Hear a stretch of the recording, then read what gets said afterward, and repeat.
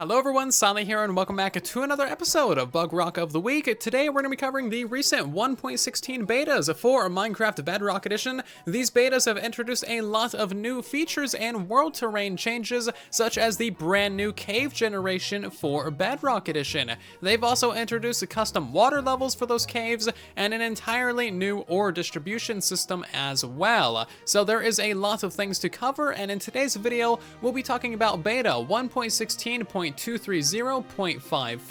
and beta 1.16.230.56. There's also a new 1.17 beta as well. However, that is such a big beta that it deserves its own video, and we won't have time to fit that into today's video. You'll notice that they have switched over to the official 1.17 numbering of these betas, and I would assume that that means that we're going to get a brand new 1.16 update releasing sometime soon with some basic bug fixes and features, and that is probably going to be the last 1.16 update that we get before 1.17 releases in the summer months. So we have new updates on the way, new features, and Mojang is honestly just kicking butt and adding so many new things to these betas. So the first biggest implementation of these betas is of course the new cave generation, and of course we're not going to be seeing any of these new fancy caves until the 1.18 update that's going to be releasing in the holiday months.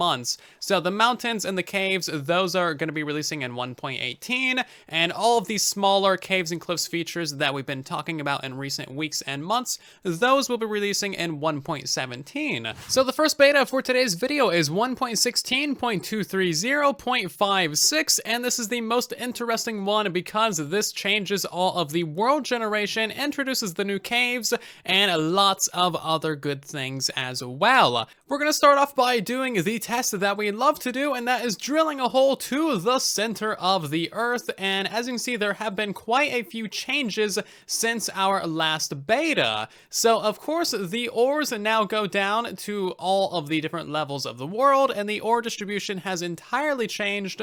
I'll touch more on that in a second, but below Y0 or so we still no longer have any of the custom blocks or really anything besides stone. It's all just regular stone below 0. However, we do have custom cave generation absolutely everywhere throughout the world. So there are a lot of different cave types that you can find in the world now, like all kinds of shapes and sizes. And there's basically so many caves in the Minecraft world that they essentially go on forever. They're seriously basically infinity caves, and you can pretty much explore to your heart's desire forever. As you can see, they just basically keep on going and going and going, and when you think they stop, they don't actually stop. They just go around the corner, or they go through some lava, and they just keep on going and going. It's actually kind of ridiculous. I haven't been to any of these before. It just seriously is non-stop caveage, and some of the lava lakes are even generated through as well. So this is of course some of the things that are going to get worked out as the caves and cliffs get some more development time. We shouldn't have any of this floating lava and the full release, but you gotta admit, it is pretty cool looking. So these caves really do go on forever. Like, you can just keep on exploring for as long as you want to, which means that lighting up your worlds is going to be a pretty big hassle, but it also means that there's basically infinity things to explore in your world. Caves can now have their own unique local water levels. So as you can see, this cave right here has its water level at Y-29, and that means that this specific cave right here will have water all the way across at that layer, but another cave, like even right next to it, can have a water level at like -30. So they can have different water heights all across the world. It's very hard to find a good demonstration of this without spectator mode on Bedrock Edition. So yeah, you can find varying different water levels all throughout your worlds, meaning that you can have a lot of fun with boats and parkour and all kinds of interesting stuff. Another thing that's very hard to find without spectator mode is that mine shafts have actually been updated to fit in these larger caves as well. So as you can see, they can now hang from the ceiling via chains, which is really cool looking, and then the supports that go down to the floor will actually be made out of logs as well, instead of the regular oak planks. So now these things fit a lot better into the large open caves and cavernous areas. This right here is a pretty bad example, but again, things are so difficult to find mine like this without spectator mode. We really need spectator mode on Bedrock Edition. So wrapping back around to ore distribution, we have a new graph from Mojang, and this shows the approximate ore distribution for Bedrock Edition. This is still not final, but this is the approximate of what you will find in your worlds. So the idea here is that they want you to mine at like several different layers throughout the world in order to get several different types of ores. So right now, if you mine at the very bottom of the world, you'll get a ton of redstone, a little bit of iron, and very small blobs. You'll get a lot more diamonds at the lower layers of the world, and a lot of lapis as well, but not exposed to the air. If you mine at the middle layers of the world, you'll get a lot of redstone, a fair amount of iron, tons of lapis, and gold as well. And then of course, the higher up that you go, you'll get more copper, iron, lapis, etc. So I'm pretty sure the new ore distribution is going to be included in the 1.18 update. It doesn't make sense to be in 1.17 since we're not getting the higher or lower world generation until 1.18. It would be really nice if Mojang made a statement with like what's going to be included in which update, because it's getting a little bit confusing to keep track of what is going to be in which update. With the new cave generation comes some absolutely gorgeous unintended features of this update. Now, what I'm about to show you is the absolute beautifulest thing. So this is a brand new mountain range that'll be included in the 1.18 update, and this entire mountain range is basically hollow, and on the inside of this is just absolute gorgeousness. Look at all these pillars coming down from the ceiling. We got clouds in here, and basically this entire mountain is full of these beautiful, beautiful ice caves that go down pretty much as far as you can possibly go. We got packed ice in here, we got snow blocks, we got so many different levels in here. There is a lot of very interesting stuff to see in here. As you can see over here, we have a little bit of a custom water table, and this is a little bit more funky because this entire thing is made out of ice. There is no water in here. It is completely frozen through like a giant iceberg or something. That right there is actually some water, and this goes down into an actual water cave, as you can see over here. Really, really interesting stuff. It is so cool to look at. And then of course this goes into its own little cave system, but we're not interested in the boring caves. We want the special ice caves of these mountain ranges. How do I get out of here? So as you can see, there's a lot of super cool terrain to be found in the 1.18 update. I cannot wait to find a mountain range like this, and hopefully this stays in the game. This is technically a bug, and these ice caves should not actually exist. However, everyone seems to love them so much, including some of the developers, so hopefully these will actually make it into the full update, and hopefully they'll have some refinements to become like a proper feature. Over here you can see that we actually got some grass caves. I haven't seen these before. So cool, there's so many things to look at in this area. You could explore this for days and days and still find something to look at. I mean, look at the size of that mountain. Basically, this entire thing is hollow on the inside for you to explore and fly around with your elytra. It's basically an entirely natural elytra course. There's plenty of entrances and exits. We're getting different mob spawns in here even. Maybe we'll find some polar bears. That would be kind of cool. And it just goes on and on for ages. We got the powdered snow, of course. There is so many cool things to be found in this area. I know I'm talking about this for a while, but it deserves to be talked about for a while. Oh, hi, look at that. You can fall through the ground and then just fall to your death. That's really nice as well. Good touch, good touch. I like everything about this, especially these pillars over here. It's so cool. I love the clouds as well. The first little bug fix that we have from 1.16 to 35.4 is that the dripstones will now drip a lot more often when they have water and lava above them, and they really, really do. I mean, look at that. That is a lot of water and lava coming off of these things. They're still a little bit buggy, but now we do have infinite lava sources. Whenever the dripstones are dripping into a cauldron, they will actually fill these things up with lava. It goes from like no levels, instant instantly to a full thing of lava. I'm not sure if it should function that way, but that's currently how it is functioning.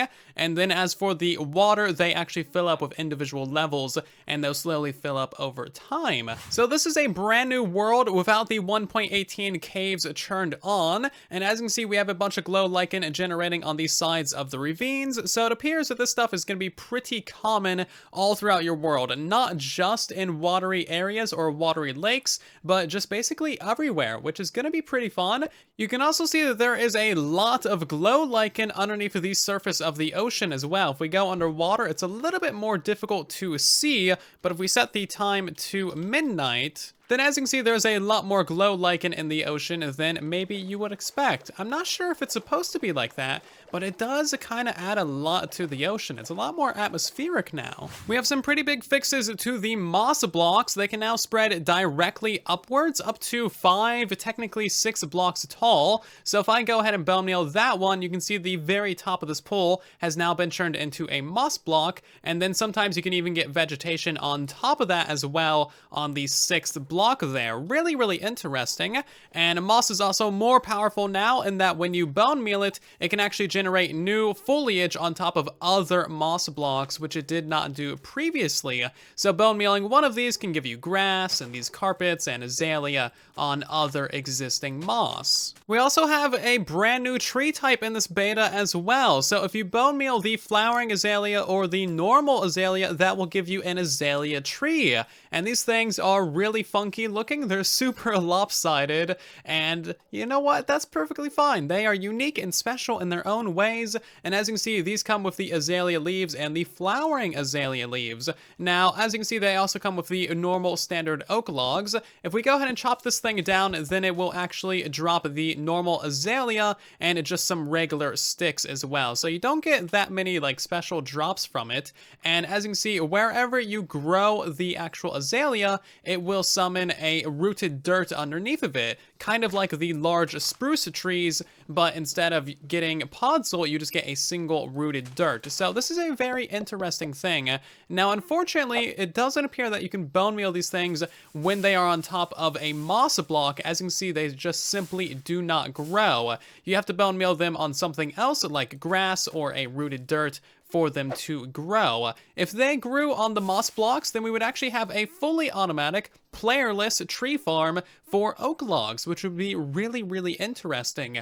We have a lot of changes with how powdered snow affects different mobs in the game. So for instance, horses wearing leather armor will no longer take freeze damage when inside of snow. So we're just gonna leave that guy there and he can just chill out for a while. There are several new mobs that won't take any freeze damage at all, such as polar bears, strays, and snow golems too. Those guys will no longer freeze in powdered snow. And then of course the heat-loving mobs like the blazes, the magma cube, and of course the strider, those guys will take increased damage from the powdered snow. So a lot of actually good uses that make logical sense. We also got like 12 other changes to powdered snow. So it now takes 7 seconds to fully freeze a mob instead of 15. So basically twice as fast. Fully frozen mobs will now shake, kind of like zombie villagers when cured, and powdered snow will also deal damage every 2 seconds instead of every 3 seconds like it did previously.